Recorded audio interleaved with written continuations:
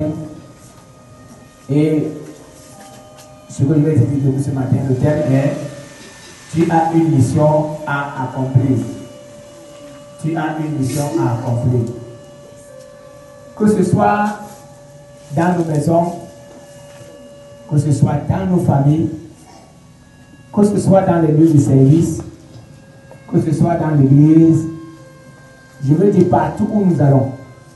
Même quand vous voyagez, vous êtes dans le car, vous avez une mission à accomplir. Est-ce que quelqu'un me dit dessus ce matin? Mais il y a souvent certaines choses qui viennent de part et d'autre pour nous empêcher d'accomplir notre mission. Celui qui va à l'école, sa mission est qu'il doit rentrer avec des diplômes. Celui qui travaille, sa mission est qu'il fasse ce que son responsable lui demande de faire, et à la fin, il gagne son argent. Nous qui sommes dans l'église, chacun de nous a une mission à accomplir partout où il se trouve. Quelqu'un me suit très bien? Et si aujourd'hui nous ne parvenons pas à accomplir notre mission, nous ne saurons même pas pourquoi nous sommes sur terre. Parce qu'il faut aussi savoir pourquoi tu es venu, pourquoi tu es né. Nous ne sommes pas nés, s'il vous plaît, nous ne sommes pas nés pour rester tranquille et ne rien faire. Nous ne sommes pas nés pour passer notre temps dans la futilité. C'est hier que je disais à quelqu'un que chaque personne que Dieu envoie sur la terre a la possibilité de faire quelque chose pour qu'il ne mendie pas. Regardez les gens qui sont paralysés. Je connais quelqu'un dans mon village, il est paralysé, il ne marche pas. Mais qu'est-ce que Dieu lui a donné comme sagesse? Il fabrique les mortiers, les pilons, il fabrique les tam-tams et les tambours. Donc il est assis, vous apportez votre bois et il vous fabrique le tam-tam, vous apportez votre bois, il vous fabrique le mortier et le pilon. Et voilà ce qu'il lui donne de l'argent. Et il est assis. Assis, il ne marche pas. Il ne peut pas aller chercher le bois. Mais lui, il fabrique tout. Et c'est qu'il lui donne de l'argent. Il est en train de construire une grande maison. Et d'ici peu, il va tourner. Une maison en parfait.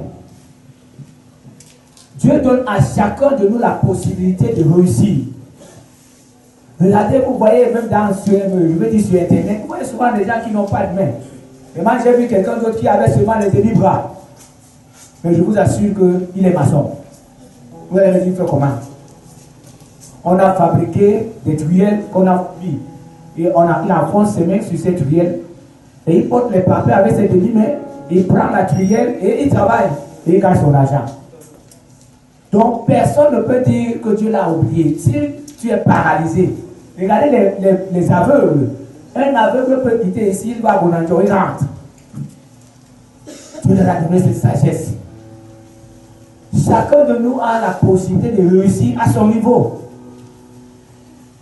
Moi, je suis souvent étonné de voir des gens mentir, s'il te plaît. Des gens mentir. Des gens qui sont assis, ils ont 2 mains, 2 pieds, mais qui mendient. Ils ne sont pas malades. Moi, je dis par moment que ces gens-là n'ont pas le droit d'être aidés. Pourquoi? Parce qu'ils sont en train de tuer ce que Dieu a mis en eux. Ça veut dire que Dieu les a envoyés sur terre pour rien. Je vous dis une chose.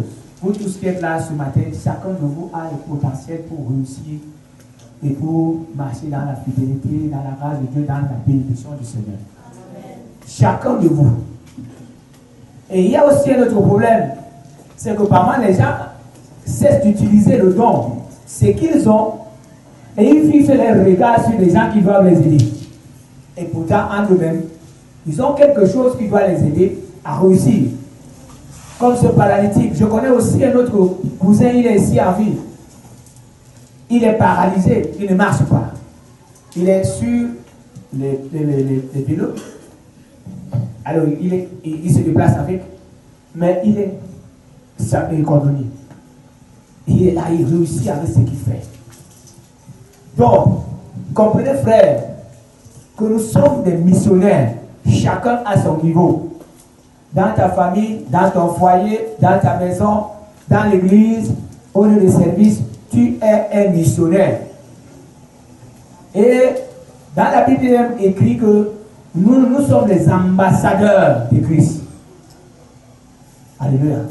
Donc nous représentons Christ partout où nous allons. Mais il y a des choses qui viennent par moi nous empêcher d'accomplir notre mission. Ce n'est pas ce qui vient du ciel. Ce n'est pas ce qui vient de la mer. Mais ce qui vient de ceux qui sont à côté de nous. Alléluia. Vraiment, c'est ce qui nous empêche de faire ce que nous devons faire. Ce qui nous empêche d'accomplir notre mission. Et dans le livre de 1 Corinthiens, chapitre 10, verset 13, nous allons lire 1 Corinthiens, chapitre 10. C'est un verset que j'ai par tête, mais nous allons lire ensemble. Alors, il est écrit, j'ai dit 1 Corinthiens, chapitre 10, verset 13. Aucune tentation ne vous est survenue, alléluia, qui n'ait été humaine. Et Dieu, qui est fidèle, ne permettra pas que vous soyez tentés au-delà de votre force, mais avec la tentation, il préparera aussi le moyen d'en sortir, afin que vous puissiez la supporter. Donc tout ce qui nous vient comme tentation vient des hommes. Et par moments, c'est ce qui nous empêche d'avancer. Vous allez voir quelqu'un dans son foyer, il veut avoir un bon foyer, mais son conjoint l'empêche de se réjouir de son foyer. Vous allez voir dans les lieux de service, il y a des gens qui sont contents de travailler, mais les collègues de service s'opposent à lui, et d'autres vont même jusqu'à l'enlever, c'est-à-dire le faire chasser du lieu de service. Vous allez voir dans les quartiers, les tentations font par moments que les voisins ne sont même pas fiers, ils ne se réjouissent pas de leur maison et de leur terrain à cause de ceux qui les entourent. Donc les tentations que nous avons des hommes, la Bible dit qu'aucune ne vient de comment? Je veux savoir si vous êtes bon. Aucune tentation, mais qui n'a été, mais Dieu qui est fidèle, la Bible dit que Dieu qui est fidèle ne permettra pas que nous soyons tentés au-delà de nos. Mais par moi, vous dites que non, c'était au-dessus de moi, frère, c'est pour ça que j'ai fait ça. Rien. Ce que Dieu t'envoie comme tentation, il ne peut pas m'envoyer ça. Ce qu'il m'envoie comme tentation, il ne peut pas t'envoyer. Peut-être qu'il voit que ce que moi je supporte, tu ne peux pas supporter. Dieu ne peut pas te laisser aussi. Parce que c'est la Bible qui dit que Dieu qui est fidèle ne permettra pas que nous soyons tentés au-delà de nous. Mais avec la tentation, il prévoit un moyen d'en sortir. Ce matin, je vais vous parler de deux personnes qui m'ont impressionné dans la parole de Dieu. Et ces deux personnes ont accompli vraiment leur mission. Ce n'était pas facile. Ces deux personnes m'ont marqué cette semaine. Et j'ai voulu partager avec vous cette mission. Nous allons commencer par le livre d'Ésaïe. Nous allons voir ce que le serviteur dit. Ésaïe chapitre 50. Et nous allons lire le verset 6 et le verset 6 à 9. Il dit: j'ai livré mon dos à ceux qui me frappaient, et mes joues à ceux qui m'arrachaient la barbe. Je n'ai pas dérobé mon visage aux ignominies et aux crachats, mais le Seigneur éternel m'a secouru. C'est pourquoi je n'ai point été déshonoré. C'est pourquoi j'ai rendu mon visage semblable à un caillou, sachant que je ne serai point confondu. Celui qui me justifie est proche, qui disputera contre moi. Comparaison sont ensemble. Qui est mon adversaire? Qui s'avance vers moi? Voici le Seigneur éternel me secourira. Qui me condamnera? Amen. Voici, ils tomberont tous en lambeaux comme un vêtement. Nous voyons que c'est ce que Jésus a fait. Pendant qu'on le giflait, il ne s'est pas défendu. Pendant qu'on l'arrachait là-bas, il ne s'est pas défendu. Pendant qu'on le fouettait, il ne s'est pas défendu. Il ne s'est même pas justifié. Même quand Pilate lui a dit que mais, tu te dis rien par rapport à ça, il a fermé sa bouche. Il a commencé à lui dire que si mon royaume était de cette terre. Alors, il a commencé seulement à lui dire que si. Mais il ne s'est pas justifié pour dire que non, comme vous voyez là, il suffit de comme vous voyez, et moi je suis comme ça. Il ne s'est pas justifié. Il s'est fait coupable. Pourquoi? Parce qu'il avait la mission, c'est sauver les âmes. Si Jésus renonçait à cette mission, c'est que nous sommes des candidats d'enfer, des candidats pour les tourments. Mais comme Jésus savait qu'il y a une foule de personnes qui doivent être sauvées, et comme il savait que le Père a décidé qu'à la fin des temps, les gens iront dans les tourments et ils vont souffrir pendant toute leur vie. Et lui, il a été choisi. Si vous allez dans l'Apocalypse chapitre 5, vous allez voir que personne n'a été digne. Parce que Jean dit qu'il a pleuré. Parce que personne n'a été digne pour être envoyé, pour venir. Et après, il dit qu'il a vu un agneau comme immolé. Et c'est lui qui a été dit, c'est Jésus. Il a été digne. Et quand il est descendu, il a accepté tout ce qu'il fallait pour sauver les hommes que nous sommes. Et il a accompli sa mission malgré les attaques, malgré la chicote, malgré les insultes, malgré tout ce qu'on lui faisait. Il savait que derrière lui, il y a beaucoup de personnes qui doivent boire. Moi, je dis souvent, même à mes collègues pasteurs, que quand vous voulez poser un acte devant les gens, même devant les chrétiens, pensez surtout à ceux qui ont accepté Jésus, qui peuvent être choqués et rentrer dans le monde. Donc, par moment, acceptons qu'on nous insulte, mais pour que quelqu'un soit sauvé. Et c'est ce que je vais vous dire ce matin. Acceptez, accomplissez votre mission, quel que soit ce que vous rencontrez sur le chemin. Que ce soit les insultes, que ce soit le mépris, que ce soit la raillerie. Acceptez tout ce que vous rencontrez dans le chemin parce que vous connaissez qu'il y a un but. Est-ce que vous avez suivi? Et vous savez ce que vous devez, là où vous devez aller et ce que vous allez gagner en faisant ça. Jésus savait qu'en faisant tout cela, il a un nom qui est au-dessus de tous les noms. La place que Jésus occupe aujourd'hui, personne ne peut la prendre. Même cette femme qui est venue dire à Jésus que vraiment il faut que mes deux filles je veux dire, il faut qu'un soit à ta gauche, un soit à ta droite. Elle ne comprenait pas ce qu'elle disait. Parce que Jésus, la Bible dit qu'il est à la droite du Père. Mais est-ce qu'il faut mettre quelqu'un entre Jésus et Dieu? Non, c'est pas ça. On ne peut pas. La Bible dit qu'il est à la droite. Et cette femme était allée demander à Jésus que l'un de ses fils soit entre Dieu et lui, donc à la gauche de Jésus. Et un autre à la droite. Personne ne peut entrer, se placer entre Jésus et Dieu. Donc, la mission que vous avez, vous devez la connaître. Parce que si vous ne connaissez pas la mission, vous allez vous embrouiller. Même dans l'église, vous devez connaître pourquoi vous êtes là. Vous devez connaître pourquoi vous persévérez ici. Même ceux qui nous suivent de là, vous devez connaître pourquoi vous persévérez dans le lieu où vous allez. Même dans le foyer, vous devez connaître votre mission. Dieu peut permettre que vous soyez unis avec une femme qui ne parvient pas à prier. Mais votre mission l'amener à prier. Dieu peut savoir, voir que vous avez un homme qui ne prie pas. Mais vous avez une mission, c'est amener cet homme à prier. Si vous abandonnez la personne dans cette situation, la personne va s'égarer. Et quand la personne va s'égarer, vous allez souffrir plus. Et pourtant, si chacun de vous était en train de faire sa mission, vous ne devez pas souffrir comme ça. C'est la même chose dans l'église. Quand il y a des gens dans l'église qui ne font pas leur mission, ils deviennent les problèmes. Quand on veut aller à droite, c'est les personnes là qui sont les privés qu'on doit parler. Mais si tu connais ta mission à l'église, si on dit évangélisation, tu vas te lever parce que tu sais que tu as appelé à faire ça. Si on te dit qu'il faut aller voir des malades, rendre visite aux malades, tu connais que c'est ta mission. Si on te dit qu'il faut aider les pauvres, tu connais que c'est ta mission. Si on te dit maintenant qu'il faut voyager pour aller enterrer un frère, tu connais que c'est ta mission. Tu n'abandonneras jamais l'œuvre de Dieu malgré tout ce que tu rencontres.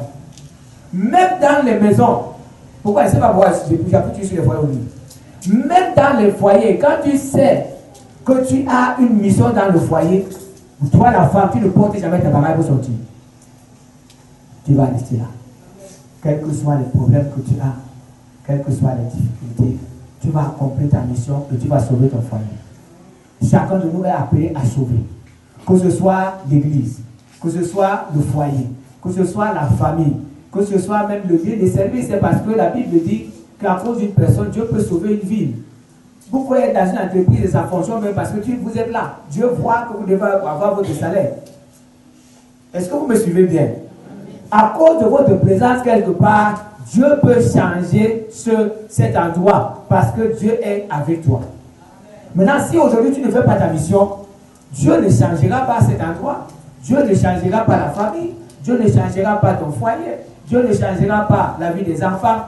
Dieu ne changera pas les lieux où tu te trouves. Mais ta présence est plus importante. Sanchérib s'est levé contre Israël et il a dit, même mes parents qui se sont levés contre les nations, aucune nation ne les a résistés. Qui les a sauvés? Aucun Dieu. Est-ce que Israël, ton Dieu, peut te sauver? Est-ce que tu n'as pas vu ce que nous avons fait aux autres peuples? C'est ce Dieu-là. Votre Dieu peut vous sauver.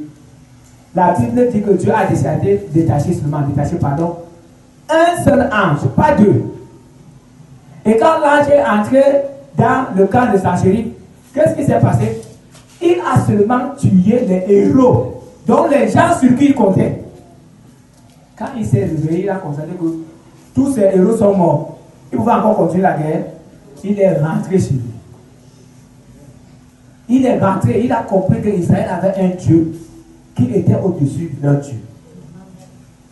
En ce temps, Israël était tranquille, malgré la pression de cet homme. Israël était tranquille. Mais son Dieu s'est levé et son Dieu s'est manifesté. C'est pourquoi je vous dis, frère, allons dans le livre de Matthieu chapitre 26. Matthieu 26. Et dans chaque mission que nous avons, frère, nous devons chercher la volonté de Dieu. Nous allons entendre ce que la Bible déclare, Matthieu 26, à partir du verset 39. La Bible dit, puis, ayant fait quelques pas, c'est Jésus, en avant, il se jeta sur sa face et pria ainsi, mon Père, s'il est possible que cette coupe s'éloigne de moi, toutefois, non pas ce que je veux, mais ce que tu veux. Amen. Amen. Est-ce que les gens me suivent? Et il vint vers les disciples qu'il trouva endormis. Et il dit à Pierre, vous n'avez donc pu veiller une heure avec moi, veillez et priez, afin que vous ne tombiez pas dans la tentation. L'esprit est bien disposé, mais la chair est comment faire. Regardons ce qui s'est passé. Jésus lui sait qu'il a une mission, mais il est en train de marcher avec des gens qui dorment. Est-ce que vous avez vu qu'il les a punis? Non. Vous avez vu qu'il les a chassés? Non. Mais pendant que les autres dormaient, lui, il était en train d'accomplir son œuvre. Il est en train d'accomplir sa mission. Et pendant qu'il est en train de voir la douleur qui s'approche, il est en train de voir comment Judas va le livrer. Il était en train de voir, parce qu'il voyait le présent, le passé, le futur même. Il voyait comment on va le fouetter et dire à Dieu, si tu peux faire que la coupe là. Mais après il dit, que cela se passe selon ta volonté. Donc, vous pouvez être en train de faire votre mission, vous rencontrez des obstacles. Ce n'est pas le sujet de faire demi-tour. Vous rencontrez les difficultés. Ce n'est pas un sujet pour faire demi-tour. Au contraire, vous devez continuer. Moi, j'ai souvent dit aux chrétiens qu'une foi sans opposition n'est pas une foi. Montrez-moi dans la Bible qui, regardez, du Nouveau Testament, l'Ancien Testament au Nouveau Testament. Montrez-moi qui, dans la Bible, qui a servi Dieu, qui n'a pas eu de problème. Montrez-moi un seul, que lui a servi Dieu, on dit qu'il n'a pas eu de problème. Il n'a jamais eu de problème. Mais quand tu as été de faire un saisir de baptême, j'ai dit aux chrétiens que vous n'avez pas encore de problème. Quand vous voulez recevoir votre baptême aujourd'hui, les vrais problèmes vont commencer aujourd'hui. Et il a dit que si on vous a prêché, que c'est quand vous serez chrétien que vous n'aurez pas de problème, on vous a menti. Les vrais problèmes commencent après votre baptême. C'est là où vous allez trouver les gens qui se moquent de vous, les gens qui vous abandonnent, les gens qui n'aiment même pas vous raconter, même les membres de famille qui disent n'importe quoi contre vous. Mais la puissance de Dieu vous accompagne dans toutes ces choses. On a dit, nous sommes plus que vainqueurs par celui qui nous fortifie. Donc, ne faiblis jamais. Surtout toi qui connais ta mission dans l'église. Toi qui connais ta mission dans la famille. Même les enfants qui sont dans les maisons, vous avez des missions. Chacun de vous a une mission. Il y a certains enfants qui ont pour mission de relever les parents. C'est pour ça que vous voyez souvent des parents mendient, les parents souffrent, les parents ne parviennent même pas à acheter une voiture, les parents se dépensent pour envoyer les enfants à l'école. Mais parmi ces enfants, un sort de la famille, il devient une grande personnalité. Est-ce que vous voyez aujourd'hui que notre président, son père était président? Jamais. Sa mère était président? Non. Mais il est président. Vous allez voir certains gouverneurs, certains sous-préfets, certains médecins, certains directeurs d'entreprise. Leurs parents n'étaient même pas directeurs. Il y a d'autres qui sont même des familles pauvres. Mais à travers leur manière de se battre, à travers leur manière de faire, il y a certains qui voyagent, qui quittent nos pays, qui vont dans certains pays, ils ne s'amusent pas, frère. Ils ne font pas comme les autres qui font le désordre là-bas. Ils savent qu'ils ont laissé des familles pauvres. Ils se battent pour sauver les familles. Et vous les voyez quand ils envoient de l'argent, vous voyez comment la famille commence à changer. On construit la maison, papa a la voiture, maman a la voiture. Pourquoi? Parce que cet enfant a su gérer sa mission. Donc, même les enfants ont des missions. Chacun de vous a une mission. Si vous êtes dans des maisons où la famille souffre, mettez-vous dans la tête que votre mission, c'est sortir la famille de la pauvreté, sortir la famille de la disette. Oui, c'est votre travail. Donc ici, Jésus a demandé à Dieu sa volonté. Pas la volonté, sa propre. Si c'était sa volonté, il devait dire le Seigneur, laisse vraiment, mais laisse que je me couche et que je meure sur le lit et que les hommes soient sauvés. Mais Dieu, son plan était qu'il doit passer par la souffrance, il doit passer par la mort pour que nous soyons sauvés. Il a fallu que son sang soit versé. Est-ce que quelqu'un me suit ce matin? Donc, voilà la première personne que je suis en train de vous parler. C'est Jésus qui a fait correctement sa mission. Jésus n'a pas tourné son visage quand on crachait sur lui. Nous allons voir ça que dans le livre de Marc, chapitre 14. Chapitre 14, à partir du verset 56. Nous allons voir ce que lui faisait. Car plusieurs rendaient de faux témoignages contre lui. Mais les témoignages ne s'accordaient pas. Quelques-uns se levèrent et portèrent un faux témoignage contre lui, disant: nous l'avons entendu dire, je détruirai ce temple fait de main d'homme, et en 3 jours, j'en bâtirai un autre qui sera pas fait de main d'homme. Même sur ce point-là, leur témoignage ne s'accordait pas. Alors, le souverain sacrificateur, se levant au milieu de l'assemblée, interrogea Jésus et dit: ne réponds-tu rien? Qu'est-ce que ces gens déposent contre toi? Jésus garda le silence et ne répondit rien. Le souverain sacrificateur l'interrogea de nouveau et lui dit: es-tu Christ, le Fils du Dieu et béni? Jésus répondit: je le suis. Et vous verrez le Fils de l'homme assis à la droite de la puissance de Dieu et venant sur les nuées du ciel. Jésus était un fils de Dieu. Il ne s'est pas défendu. Vous avez vu maintenant que il a lui demandé: tu n'as rien dit. Tu n'as rien dit. Et il a dit non. Et lui, il savait ce qu'il avait à faire. C'est combien de fois nous cherchons à nous justifier quand il y a problème. On veut montrer aux gens qu'on est vraiment saint, on est pauvre dans cette histoire. La Bible dit que tous l'accusaient, mais le problème était que les témoignages ne s'accordaient pas. Tout ce qu'ils disaient l'accusé. Ce que l'autre disait était contre ce que l'autre disait. Mais lui, il était là, il était en train d'observer. Pourquoi? Parce qu'il savait que sa mission était de sauver et de sauver les âmes. Alléluia. Alors nous allons continuer dans le livre le 9 chapitre verset 63. Alors le souverain sacrificateur déchira ses vêtements et dit: qu'avons-nous encore besoin de témoigner? vous avez entendu le blasphème que vous ensemble, tous le condamnèrent comme méritant la mort. Et quelques-uns se mirent à cracher sur lui, à lui voiler le visage et à le frapper à coups de poing en lui disant, devine, et les serviteurs le reçurent, en lui donnant des soufflets.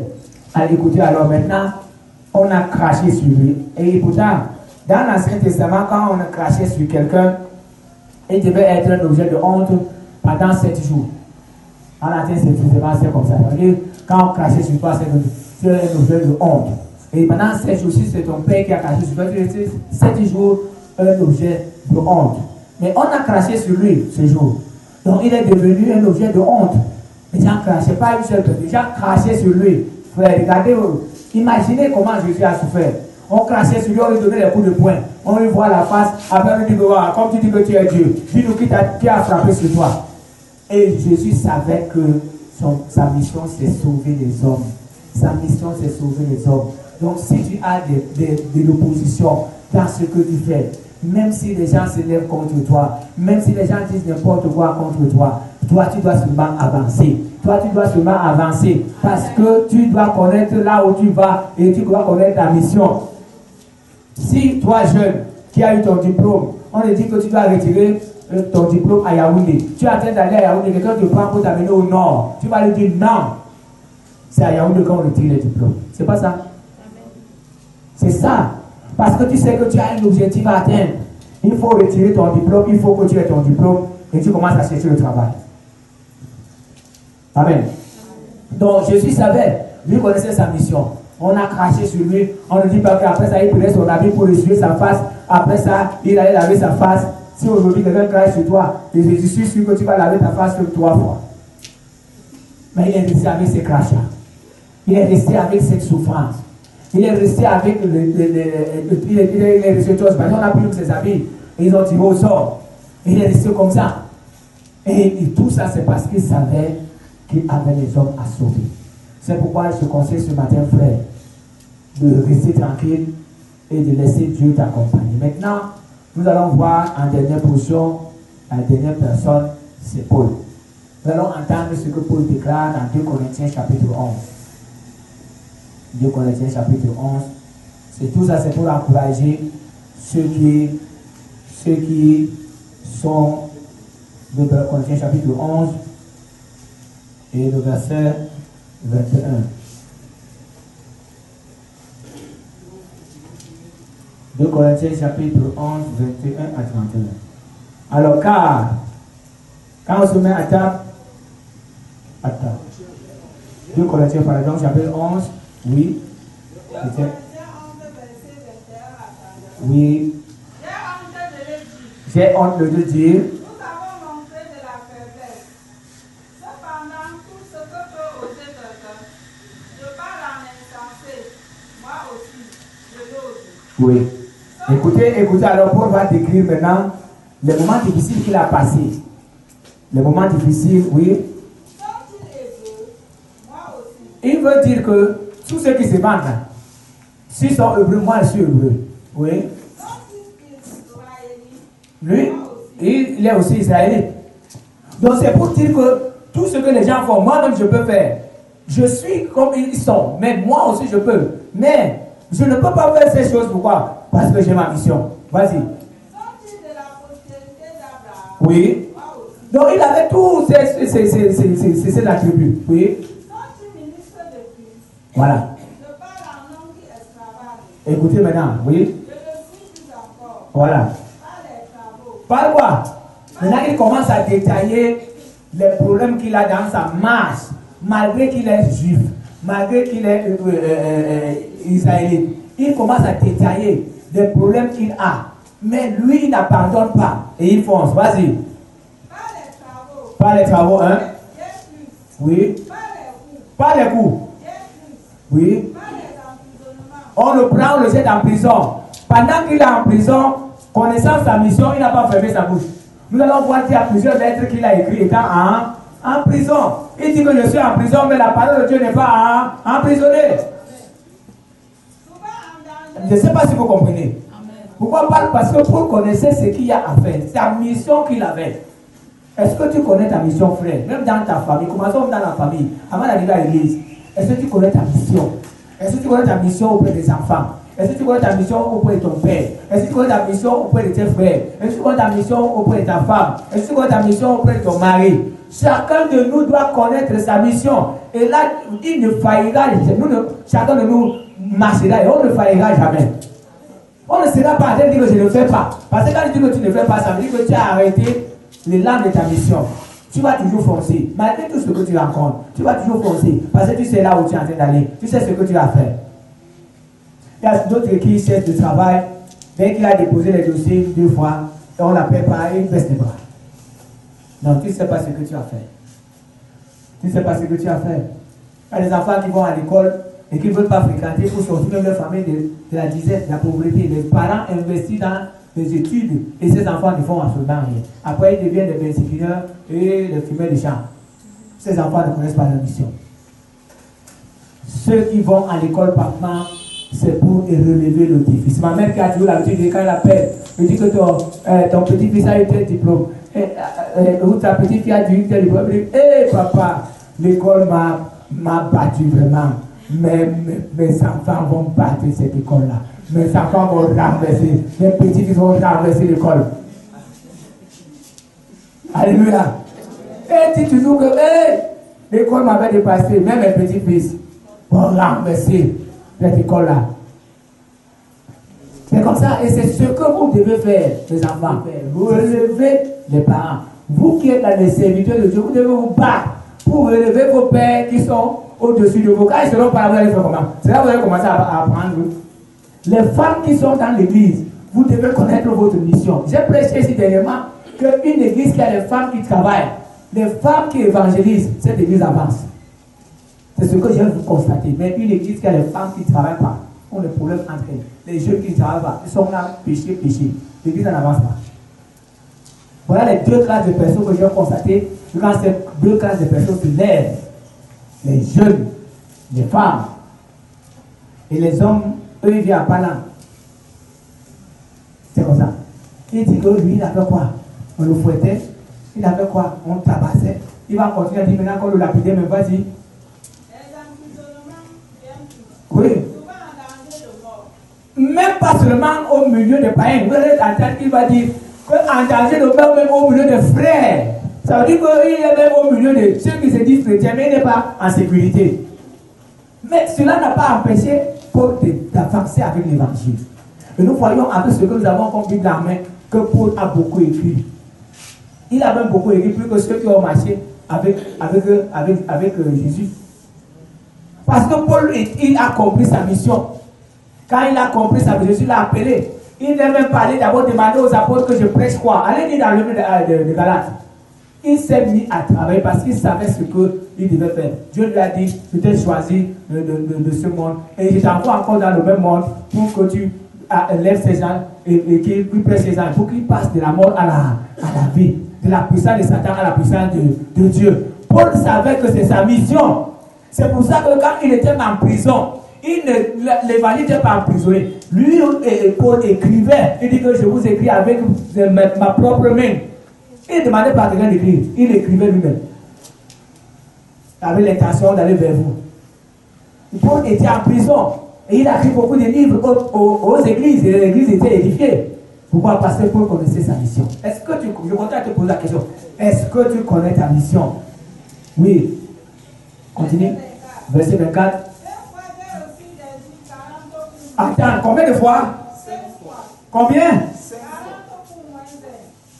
Je voudrais que tu répondes. Combien de fois? 5 fois. Si on te fouette comme ça 5 fois, 40 pour moins 1, ça fait combien? Ça fait combien? 200 pour moins 5. Attends. 200 pour moins 5. Frère, tu vas encore poser la Bible. Si on te fouette seulement les 40 pour moins 1 là, une fois ici, quand tu as trouvé là, on te fouette 40 pour moins 1, tu vas avoir ici. Et ce n'est pas les 5 petits coups qu'on fait comme ça. C'est les coups que quelqu'un est fâché. Il a animé de la colère. Et il prend la chicotte pour te fouetter. C'est différent de ce que quelqu'un sourit et te tape comme ça. Mais les gars étaient courroucés, fâchés. Et ils avaient les chicottes en main. 1, 2, 3, 4, 5, 6, 7, 39.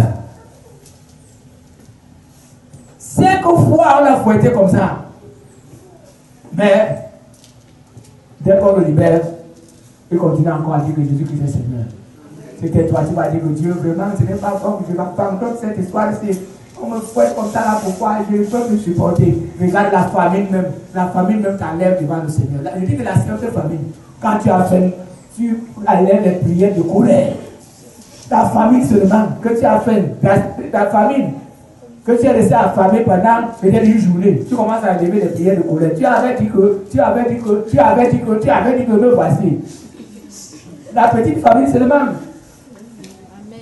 Tu sors toutes les mauvaises paroles pour montrer que Dieu n'est pas bon. Mais il a fêté pour 5 fois 40 pour moins 1. Mais dès qu'elle finit, il prend la Bible. Ce n'est pas tout. Continue. 3 fois. Et là, il ne compte pas le nombre de coups. Il a été battu de verre, on attrape, puis c'est le fait, on fouette. Après, on dit que ne parle plus de Jésus. Dès qu'on le laisse, les premières personnes qui racontent encore, ils disent que Jésus est Seigneur. Une fois, on l'a lapidé, on pensait qu'il était mort. C'est sûr que ce jour-là, il avait les os cassés. Mais quand ils sont partis, Dieu a encore soufflé en lui. Oh, il s'est encore levé. Et il continue à dire Jésus-Christ est Seigneur. 3 fois, naufrage à l'eau, boum boum. Même comme ça, Dieu l'a sauvé. Frère, si c'est toi et moi, je ne sais pas, c'est toi, tu peux continuer. Tu vas dire que le chemin, c'est vraiment, ce chemin, c'est compliqué. Vraiment, il est mieux que je change de direction. Oui, continue. Un jour et une nuit dans la Bible. Même comme ça, il sort, il annonce l'évangile. Tous les problèmes que Paul avait, c'était à cause de l'évangile. Avant de donner sa vie au Seigneur, il était respecté partout. Quand il passait, on dit, oh Paul, c'est quelqu'un qui a fréquenté, il a fait l'école de Gamaliel. Oh Paul, oui, c'est un homme sage. Oui, on le respectait. Mais quand il a donné sa vie au Seigneur, il est devenu, lui-même dit non, il est devenu le balayeur du monde. Il était là. Paul était là. On ne le respectait plus. On le prenait comme quelqu'un qui est fou. On dit que non, vraiment, ta saillette là-dedans, il est fou. On le prenait comme quelqu'un qui est fou. La tête ne fonctionne plus normalement. Paul a perdu le respect. Si Paul n'avait pas perdu le respect, on ne va pas le fouetter. 40 pour moins 1. La même chose, frère, là où nous sommes. Depuis que nous avons donné nos vies au Seigneur, nous avons perdu le respect. C'est pas ça. Dans nos familles, quand on veut parler de nous, c'est d'une manière. Ce que nous sommes maintenant, c'est la bénédiction de Dieu. Quand Dieu commence à nous bénir, c'est là où les gens se rappellent de nous. Parce que les autres nous prennent comme les gens qui dérangent. Quand tu te lèves, tu dis que ne commettez pas la fornication. Oui, qui de là, ça veut dire quoi? Quand tu dis que ne consommez pas l'alcool, tout ce que tu apportes devant les gens maintenant, quand tu leur demandes de faire ce que la Bible dit, on te chasse. Je ne sais pas si vous avez constaté ça. Allez dans un milieu, maintenant vous commencez à parler de Dieu. C'est comme si Dieu est devenu le poisson, que quand tu mets Dieu quelque part maintenant, tous les gens sont à part. Il faut qu'on te chasse d'abord pour que les gens ne soient pas empoisonnés. Paul a perdu les honneurs qu'il avait. Oui, mais il n'a pas réclamé ses honneurs. Et Paul savait que la mission est qu'il annonce la parole. Et là où Jésus a de l'amener est plus que les honneurs qu'il a aujourd'hui. Est-ce que quelqu'un peut dire Amen? C'est la même chose avec toi, frère. Tu as une mission à accomplir. Paul en a fouetté. Il avait tout perdu. Ce Paul qui était en train de faire cet âme. Il s'est retrouvé par mal qu'il n'avait plus de lit. Il n'avait plus là où dormir. Il allait dormir n'importe où. Il n'avait plus manger bien comme avant. Il fallait manger n'importe quoi. Mais tout ça, parce qu'il voyait sa mission. Il voulait terminer sa mission. Et quand il est arrivé, il dit qu'il a combattu le bon combat. Comment il a fait pour savoir qu'il a combattu le bon combat? Il s'est tourné, il a regardé tout ce qu'il a fait. Il a regardé le nombre d'églises. Il a regardé les hommes qui ont été sauvés. Il a regardé comment il a supporté la tentation. Il a supporté la chicotte. Il a supporté tout. Il voit maintenant qu'il a train de mourir. Il est resté assis. Il dit, j'ai combattu le bon combat. Est-ce que tu peux faire ça? Non. Tu ne peux pas t'asseoir maintenant que tu as combattu le bon combat. Si tu as combattu le bon combat des murmures, bon combat de convoitise, bon combat de mauvaises choses dans l'église, bon combat de parler du pasteur, bon combat de... C'est sûr ce que tu peux voir. Mais pour la regarder, il a dit, j'ai combattu. le bon combat de la foi. Regarde aussi derrière, regarde ce que tu as fait. Il y a certains parmi vous que Dieu a dit, lève-toi, fais. Tu n'as pas fait jusqu'à ce jour. Dieu t'a dit, voici ce que tu demandes de faire, tu n'as pas fait. Dieu t'a demandé de donner, tu n'as pas donné. Dieu t'a envoyé, tu n'es pas parti. Mais ce que je vous dis ce matin, quand Dieu t'envoie, tu ne pars pas. Il demande de faire, tu ne fais pas. Il te demande, tu vas rester sur, ah, Dieu m'avait parlé et de faire vraiment. Mais Dieu va te remplacer. Dieu ne va pas laisser le poste vide. Il va te remplacer. Toi, tu seras te dire que Dieu m'avait parlé vraiment. Mais Dieu t'a parlé, n'a rien fait. Dieu a pris quelqu'un d'autre, il a mis là-bas et la personne a fait le travail. Si aujourd'hui tu ne veux pas faire ta mission, tu vas souffrir. Comment? Je commence par les maisons, dans les familles. Si tu ne fais pas ta mission, tu vas souffrir. Mais tu faut accomplir ta mission. C'est pas tout. Il raconte encore certaines choses là-bas.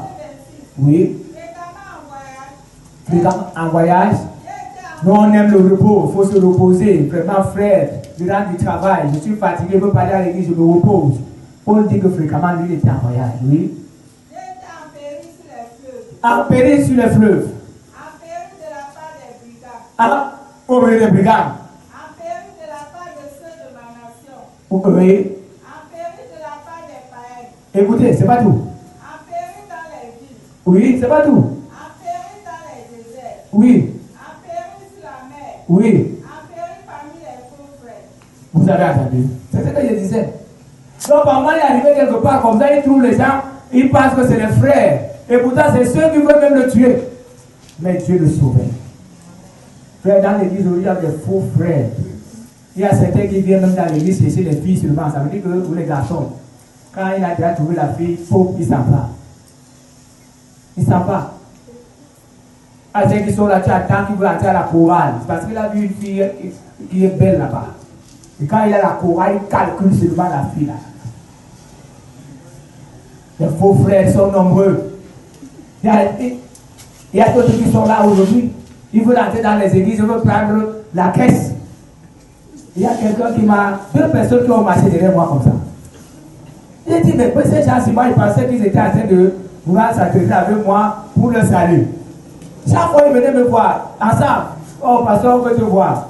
Un jour, j'ai décidé de les recevoir. Ils m'ont dit, pasteur, le premier m'a dit, j'ai trouvé, et mon père m'a laissé une maison. Et la maison est en commande. Il me dit, ce qu'on veut, il faut que tu viennes ouvrir l'église dans cette maison-là. Ah, j'étais fier. Non, comme c'est la maison, on est d'ouvrir la maison, j'aurai une église en commande. Il m'a dit, mais la première condition est que c'est moi qui serai trésorier. Comment? Il dit que c'est lui qui va garder l'argent. Et ils m'ont encore fait une proposition. C'est ce qui était encore plus grave. Qu'ils vont former les gars. Et quand ils vont faire la même comme ça, tous ceux qui sont là-bas se renversent. Et ils vont chercher des témoignages pour qu'on ait beaucoup de chrétiens. Je leur ai dit que vous avez des démons. Les abandonnés sont partis. Et vous avez les démons. Et il y a des églises comme ça aujourd'hui. Que les gens portent des verres au quartier. Ils portent des verres, ils mettent dans cette petite truc, ils viennent là, on prie au nom de Jésus, comme on a prié ce matin, ils mettent le verre au sol, ils mettent les crachats là, et comment la dit, j'ai vomi le verre. Et vous entendez comment les gens vont là, et frère, quand ils prient, les gens vomissent des verres. Et ils vont au quartier, disent que les gens vomissent des verres. Il y a dans certaines églises, on paye les gens, c'est 10 000 francs par séance, d'autres c'est 5 000. Tu viens dire que tu étais paralysé, tu ne voyais pas, tu entres avec les lunettes contre le soleil. Quand on commence à prier, tu dis que tu as vu. À la fin de la réunion, tu donnes 5 000. Et c'est comme ça que vous voyez les gens aller même dans ces endroits où on parle de la guérison, qui vous a dit qu'il faut seulement qu'on prie pour avoir la guérison. Tu peux avoir la guérison simplement par ta manière de donner ta vie au Seigneur, parce que si tu donnes ta vie au Seigneur, je s'occupe de toi. Et c'est comme ça qu'on les escroque, qu'on les escroque. Donc, il y a des faux frères. Même comme nous sommes là ce matin, il y a beaucoup qui sont là, les faux frères. Il y a d'autres qui ne viennent pas, ils viennent dimanche comme ça, c'est parce que c'est qui va demander l'argent à quelqu'un. C'est pas normal. C'est pas normal, frère. Nous allons nous rassembler ici pour le salut, pour être sauvés. C'est pas pour chercher les filles, c'est pas pour chercher les garçons. On doit entrer dans la chorale, ce n'est pas pour chercher les petits. Vous trouverez pas mal que dans les chorales, c'est là où vous voyez la fornication. Ça dit que je ne comprends pas. Et c'est ceux-là qui se lèvent pour chanter. Il y a trop de faux frères.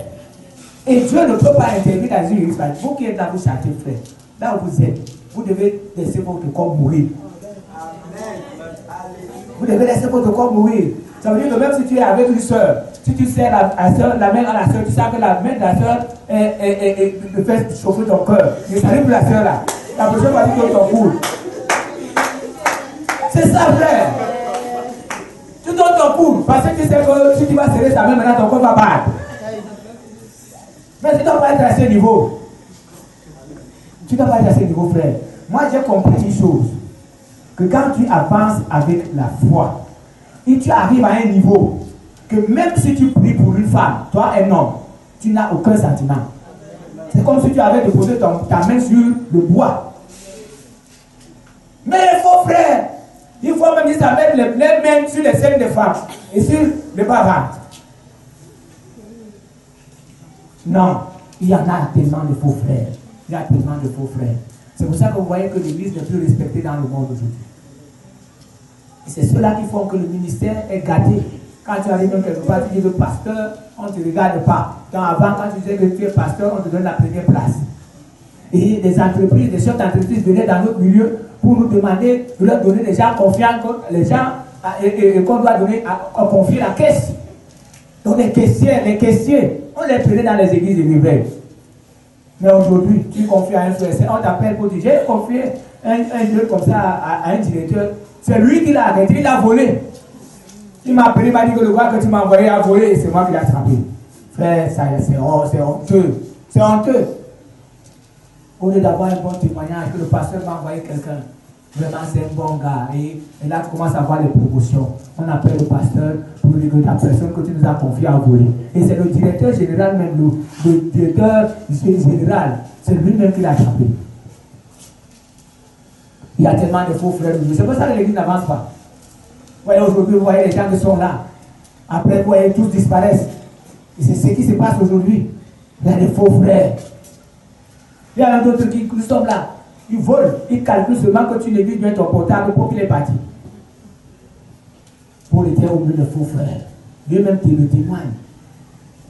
Normalement, dans l'église, quelqu'un pourrait ouvrir son portable ici. Il revient, m'appelle 3 jours. Il trouve qu'on l'a gardé. Mais aujourd'hui, on a peur. Tu ne peux pas ouvrir ton portable, tu arrives à la maison, ton cœur ne va pas. Tu vas commencer à appeler le pasteur, dire pardon. Ou les frères, regardez rapidement. Pourquoi? Parce que même ceux qui sont dans l'église, il y a plusieurs qui sont les faux frères. Est-ce que tu peux continuer, ma soeur? J'ai été dans le travail et dans la paix. Oui. Exposé à de nombreuses veilles, à la faim et à la soif. Oui. À des jeux multipliés, au froid et à la nudité. Et, sans parler d'autre chose, je suis assiégé chaque jour par les soucis que me donnent toutes les églises. Arrête, ça va même. Non seulement il a tous ses problèmes, mais il a aussi des soucis. Parce qu'après on l'appelle, on dit que dans telle église ça ne va pas.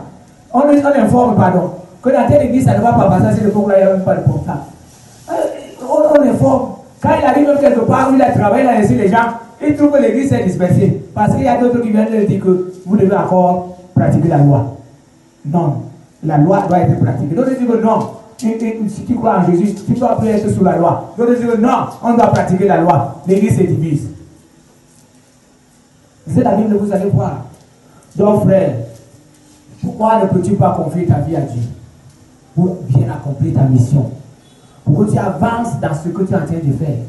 Pourquoi ne peux-tu pas confier à Dieu ta vie? Pourquoi ne peux-tu pas supporter les petits problèmes? Moi, il n'y a pas ça les petits problèmes. Nous avons suivi l'histoire de Paul. Nous avons suivi l'histoire de Jésus. Je n'ai que choisi les deux. Il y a plusieurs dans la parole de Dieu. Paul a décrit comment il a souffert des coups, il a été lapidé. Il a décrit comment il a souffert, il a passé même une nuit dans la Bible, mais il n'a pas baissé les bras. Aujourd'hui, il y a certains, quand ils ne trouvent pas le mariage à l'église, ils sortent. Quand ils n'ont pas trouvé la place pour aller dans l'église, ça va. Il y a d'autres, quand ils sont là, ils calculent seulement que dans l'argent tombe, il faut que le pasteur lui donne, sinon il part. Non. Si tu connais ta mission, tu vas mépriser tout ce que tu rencontres. Tu vas mépriser tout ce qui te freine. Tu vas avancer et tu vas chercher à atteindre le but. Et tu avanceras toujours. Et c'est le don de ce matin. Donc, regardez, moi j'apprends les petites choses qui nous dérangent aujourd'hui. Nous ne sommes pas encore arrivés au niveau de Paul. Parce que si la persécution arrive dans notre pays aujourd'hui, les églises vont se vider. Vous n'allez plus trouver les gens, si on demande de donner les Bibles, vous allez voir que plusieurs vont se débarrasser des Bibles rapidement. Si on demande de nous aller à l'église, et on dit que frère, on va commencer à se rencontrer derrière ta maison, personne ne donnera sa maison. Mais dans certains pays, comme en Chine, il y a des gens qui continuent à souffrir comme ça. On dit qu'on ne veut plus. Mais en détail, il y a des gens qui continuent à lire. Il y a des gens qui continuent à prier. Il y a des gens qui continuent à prêcher. Frère, ce corps, la Bible dit que la chair, le sang, les irons pour le royaume dessus. Et c'est ce corps qui nous attire seulement pour faire ce que Dieu n'aime pas. Et ce corps n'entrera pas dans le royaume. C'est dit. C'est pourquoi nous pouvons assujettir notre corps pour que nos corps acceptent ce que Dieu veut. Ce matin, c'est ce que je vous demande de faire, frère. Que chacun de nous demande à son corps de se taire et de laisser la parole de Dieu nous guider. Et que chacun de nous accomplisse bien sa mission. Parce que là où Dieu a été de nous préparer, c'est mieux que toute la richesse de ce monde. Toute la richesse. Parce que si aujourd'hui on te donne de l'argent, moi je connais des gens qui ont de l'argent et aujourd'hui ils sont pauvres. Vraiment pauvres. Ils sont incapables même de vous donner 2000 francs, même 3000. Alors que, et pourtant hier, pardon, ils étaient des riches, ils avaient des voitures, ils avaient des maisons, ils avaient des entreprises. On peut vous donner, Dieu peut vous donner de l'argent, si vous ne savez pas gérer, cet argent finira. Mais ce que Dieu nous a donné, qui est mieux, Jésus et le salut, c'est quelque chose, ça veut dire qu'il ne finit pas. Sur la terre, on est sauvé et on entrera dans le lieu, là où on l'a prévu, et nous vivrons chacun pour l'éternité, dans la joie, dans la paix, dans le bonheur. En dehors de la mission que nous avons dans l'église, accomplissons nos missions dans nos maisons. Dans nos maisons. Il ne faut jamais faillir à ta mission parce que l'enfant n'a pas fait ce qu'il faut faire. Ne faillis pas à ta mission parce que le mari n'a pas fait ce qu'il devait faire. Ne faillis pas à ta mission parce que la femme n'a pas fait ce qu'elle devait faire. Ne faillis pas à ta mission parce que le membre de famille n'a pas fait ce qu'il fallait faire. Ne faillis pas à ta mission parce que le pasteur n'a pas fait ce qu'il fallait faire. Ne faillis pas à ta mission parce que les frères n'ont pas fait ce qu'ils devaient faire. Paul était au milieu des frères, des faux frères, mais il a accompli sa mission. Ne faillis pas, frère. Chacun de nous doit rester sur son couloir et avancer, avancer, et avancer, et avancer. Ça ne va plus. Ne t'occupe plus de ton voisin, mais cherche à sauver ta tête. C'est pas ce qu'on dit. Tu cherches à sauver ta propre tête. Et là maintenant tu fais ce que tu dois faire. Pourquoi est-ce que tu te fais te dominer? Pourquoi? C'est toi qui peux décider ce matin. Si aujourd'hui tu continues à faire ce qui est mauvais, qui t'oblige à faire ça? Personne. Ça veut dire que tu peux décider d'arrêter. C'est comme les gens qui prennent le temps de fumer, de boire. Moi j'ai souvent dit à certaines personnes, c'est la décision. C'est comme tu as décidé de commencer à boire, tu peux décider aussi de ne plus boire. C'est la même chose avec la fornication. Et tu peux décider que tu ne commets pas la fornication. Qui va t'obliger? Personne.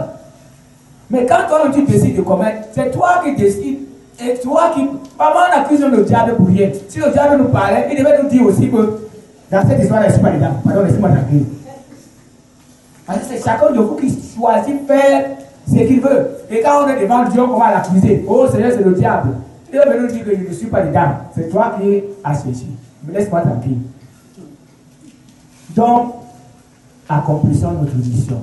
Quand vous écoutez la parole comme celle-ci, ne cherchez plus à vous défendre. Dans les maisons, dans les quartiers. Même si on parle de vous d'une manière négative, vous connaissez, chacun de vous sait ce qu'il est. Tu sais, si on t'a dit que tu voles, et tu sais que tu ne voles pas, tu t'en pourquoi? Souvent, c'est des choses qui viennent pour nous empêcher d'avancer. Tu n'as pas fait quelque chose, on vient dire que tu étais dedans. Non, ne te plains pas. Pas seulement à Jésus. La Bible dit que lui ne s'est pas plaint, il ne s'est pas justifié. Pas seulement à Paul, il n'a pas arrêté la mission. Moi, j'ai pris seulement ces deux personnes ce matin. Pense à ces personnes et dis Seigneur, je sais que je n'ai pas fait. Mais comme on a envie de dire, je reste tranquille. Les gens vont vous parler au quartier. Les gens vont vous parler au quartier. Oui, vous voyez, c'est lui. Et en temps, toi, tu seras en train d'être glorifié par Dieu. Dieu sera en train de t'élever. Dieu sera en train de t'élever. Et tu seras toujours au-dessus de ces personnes. Au-dessus de ces personnes. Si aujourd'hui tu méprises et tu négliges ce que les gens te font, Dieu te mettra au-dessus de ces personnes-là. Si c'est dans le lieu de service, il te mettra au-dessus de ces personnes. Moi, j'ai vécu c'est dans mon lieu de service. Les gens sont levés contre moi et Dieu m'a mis au-dessus de ces personnes. Alléluia. Si aujourd'hui vous êtes dans la maison de Dieu et les gens se lèvent contre vous, vous faites votre mission, Dieu va vous mettre au-dessus de ces personnes. Si c'est dans le quartier et que c'est les voisins qui se lèvent contre vous, laissez tranquille, glorifiez le Seigneur. Vous allez voir que vous serez bénis au quartier, vous serez élevés au quartier. Et ceux-là vont demeurer dans les maisons en carbone avec les tout partout. Donc Dieu te libérera. C'est pourquoi je dis, frère, l'expérience que j'ai avec Dieu est que nous devons laisser Dieu combattre pour nous. Il a dit à moi la vengeance, à moi la rétribution, dit le Seigneur. Donc aujourd'hui, mets ton épée dans ton fourreau, comme Jésus avait dit à Pierre.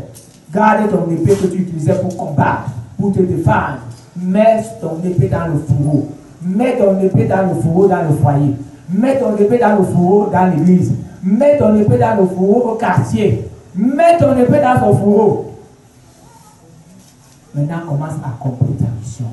Et pendant que tu seras en train d'avancer, tu verras la main de Dieu sur toi. Tu verras la grâce de Dieu t'accompagner dans ce que tu fais. Et tu verras comment le Seigneur te montrera que tu es le Seigneur de tous les temps et il sera toujours avec toi. Que le nom du Seigneur soit béni. Mais ceux qui nous suivent de loin, même ceux qui par moment restent à la maison parce qu'ils veulent suivre le message seulement sur YouTube, je dis que c'est à tort. Parce que vous voyez les bons moments que nous avons passés, les moments de louange, les moments d'adoration, ces personnes n'ont pas vécu ces moments. Et je crois qu'avec le temps, quand même, Dieu va nous aider. Nous allons commencer à faire passer le culte de bout en bout. Et je le crois. Le Seigneur bénisse. Nous allons arriver à ce niveau parce qu'il y a d'autres qui sont hors du pays, qui nous suivent. Et eux aussi vont suivre le culte de bout en bout. Ils danseront aussi comme nous. Ils adoreront le Dieu comme nous. Ils loueront ce Dieu comme nous. Et ils écouteront le message. Et le Seigneur le bénira aussi. Alléluia. Donc ce matin, je dis à vous tous, chacun doit chercher à accomplir sa mission. Ne cherche pas à tirer quelqu'un dans ta mission. Et là, c'est pas ce que je vais dire en dernier lieu. Parce qu'il y a d'autres qui sont là pour tirer. C'est comme les gens font aujourd'hui dans les églises. Au lieu d'aller dans le monde prêcher l'évangile, ils entrent dans les églises pour prendre les frères. Frères, venez chez nous. Venez chez nous. Là-bas, chez nous, c'est bien. Si tu viens chez nous, on va te trouver une femme. Si tu viens chez nous, on va te donner du travail. Ça, c'est une très mauvaise mission. Et Jésus a dit à Pierre, jette le filet où? En pleine mer. Si tu veux avoir une bonne église, cherche les gens dehors, mais ne pêche pas dans la barque des autres. Parce que quand tu pêches dans la barque des autres, tu vas pêcher un poisson mort. N'est-ce pas? Que vous lancez votre filet dans la pirogue de quelqu'un, vous allez pêcher un poisson mort ou un poisson pourri qui viendra pourrir tous les poissons qui sont dans ta barque. Donc évitez de tirer les gens dans votre mission. Vous ne pouvez pas tirer quelqu'un dans l'évaluation et il n'aime pas l'évaluation, il va vous tirer. Donc si vous sentez que vous n'avez personne avec que vous pouvez faire dans votre mission là, avancez seul. Dieu est avec vous. Donc ne tirez pas les parce qu'il y a d'autres qui attendent seulement que tout le monde soit là pour aller évangéliser les gens. Là vous êtes en train de tirer les gens dans votre mission. Regardez Paul, il n'a pas tiré quelqu'un. Je vous ai dit que quand allez dire Galate, vous allez voir, quand Dieu l'a appelé, il est parti. Il a commencé à prêcher.